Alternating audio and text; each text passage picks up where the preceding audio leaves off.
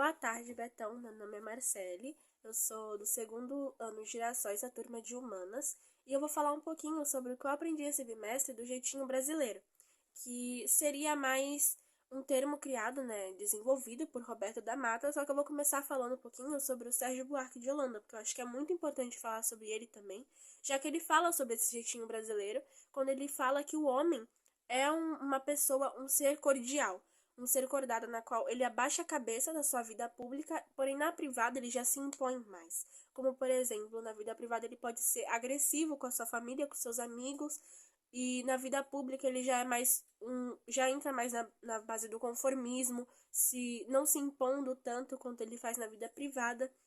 O que pode ser explicado também essa relação, essa estrutura do patriarcado que nós temos na cultura brasileira, que também, falando sobre cultura, entra na cultura do bacharelismo, que é onde uma pessoa ela se coloca em um estado de superioridade por achar que ela é superior a outra só porque tem o título de doutor, por exemplo, por fazer o doutorado, e quando você já vai falar com ela, discutir com ela, ela já entra com você sabe com quem você está falando, quando na realidade não deveria ser assim, né?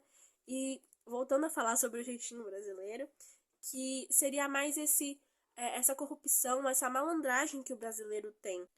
E esse jeitinho brasileiro não existe fora do Brasil. Tanto que muitas pessoas importantes na história falam muito sobre esse jeitinho brasileiro. Um exemplo que eu tô dando é o Sérgio Buarque de Holanda, já que a gente está aprendendo bastante sobre ele esse bimestre, né? E esse jeitinho brasileiro ele pode ser interpretado de diversas formas. Pode ser desde esse jeito amoroso, caloroso do brasileiro, como esse lado mais malandro que ele tem de, por exemplo, se você for preso, mas o seu pai conhece alguém que está envolvido na polícia, você vai ser liberado com certeza muito mais rápido do que alguém da periferia, por exemplo, que o pai não tem nenhum contato, não conhece ninguém de lá. Então, esse jeitinho brasileiro, ele agrava também uma sociabilidade violenta, já que, por exemplo, a polícia, com esse cara que o pai conhece alguém de lá da polícia, do meio político ali, com certeza não vai, tipo, tratar a pessoa do mesmo jeito que ele trataria uma pessoa que é da periferia, principalmente se for um jovem preto.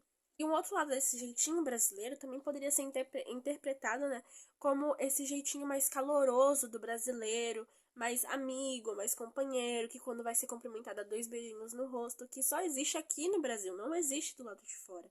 E esse jeitinho brasileiro, dos dois jeitos, ele não gera uma igualdade. Na verdade, ele propaga desigualdade social aqui dentro do Brasil. Esse jeitinho brasileiro, então, que o Roberto da Mata fala tanto, seria mais essa forma informal que os brasileiros têm de resolver algumas questões que são problemáticas, que dentro do Brasil nós tratamos como um grande tabu na sociedade, né, que a gente fala, não, não pode falar sobre isso, não se fala sobre política, não se fala sobre religião, não se pode discutir isso, isso é coisa de esquerda, quando na verdade fora do Brasil esses assuntos são tratados pelo liberalismo, o liberalismo que fala sobre isso, não é nem questão de ser de direita e de esquerda. Muitas vezes é questão até de direito humano, que a gente trata como, não, isso é um absurdo, não se pode falar sobre isso, quando na verdade tem que ser falado. E o brasileiro tem esse conformismo político de, não, não pode falar, não se toca nesse assunto. E isso, o conformismo político, é uma das consequências desse jeitinho brasileiro. Como, por exemplo, também né, minha madrinha, que ela mora na Espanha, ela me falou que lá fora, se você, tipo, tiver com o carro estacionado no lugar errado e levar uma multa, você leva essa multa. Mesmo que você tenha dinheiro, você pode ser quem você for. Eles não vão, tipo, te liberar disso, te deixar essa multa pra lá. Mesmo que você apareça lá com dinheiro pra eles, eles vão rir da sua cara e vão, tipo, te prender por desacato à autoridade. Enquanto aqui no Brasil, se o seu carro for parado, né, tipo, estacionado no lugar errado, e você levar uma multa, se você tiver uma graninha ali, se você for alguém mais influente na sociedade, for alguém que tem os seus contatos, você não vai ter essa multa. Porque você vai ser visto como um cidadão de bem. Um desses jeitinhos brasileiros também é que o próprio Betão falou na nossa aula que seria mais envolvendo no futebol, no qual o brasileiro ele tem uma ginga, ele tem o seu jeito malandro, tem o samba dele, da sua cultura, que ele vai e volta com a bola, e o estrangeiro no começo, né, pelo menos, estranhou isso e não sabia o que fazer. E daí o brasileiro teve esse seu jeitinho brasileiro que fez muitas vezes eles levarem a vitória na Copa, por exemplo. Então esse jeitinho brasileiro não é algo de agora, algo que só tem agora no Brasil. Não, já tem há muito tempo, desde a época da colonização, quando o nosso desenvolvimento, assim, pode-se dizer que já foi feita a base da pirataria.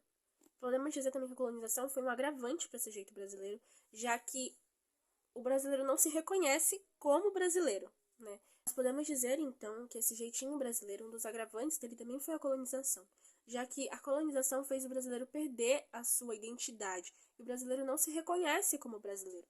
Ele não sabe sobre a sua cultura, não sabe sobre a sua história. Tenho certeza que se eu perguntar para metade do pessoal da minha sala o nome de pelo menos 5 pessoas brasileiras que foram pretas, por exemplo, que foram importantes para acabar com a escravidão no Brasil, ninguém vai saber, porque isso é uma coisa que foi apagada da nossa história. Simplesmente pegam o branco europeu e colocam como principal no meio da nossa história, falando que eles que acabaram com a escravidão no Brasil, sendo que a escravidão acontece até os dias de hoje, que a gente só não consegue perceber. Porque aí entra a pergunta, como nós podemos fazer um Brasil tão segregado, um Brasil tão dividido assim?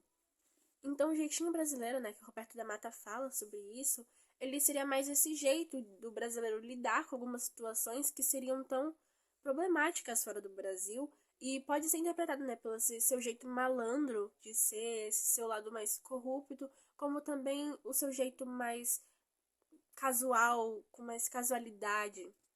Tudo depende mais da situação que é aplicado esse jeito brasileiro.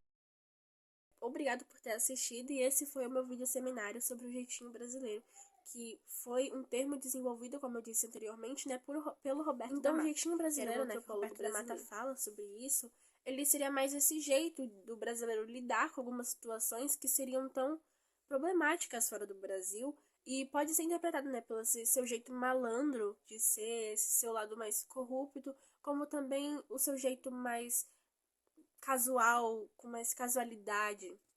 Tudo depende mais da situação que é aplicado esse jeito brasileiro. Obrigado por ter assistido e esse foi o meu vídeo seminário sobre o jeitinho brasileiro, que foi um termo desenvolvido, como eu disse anteriormente, né, pelo Roberto da Mata, que era um antropólogo brasileiro.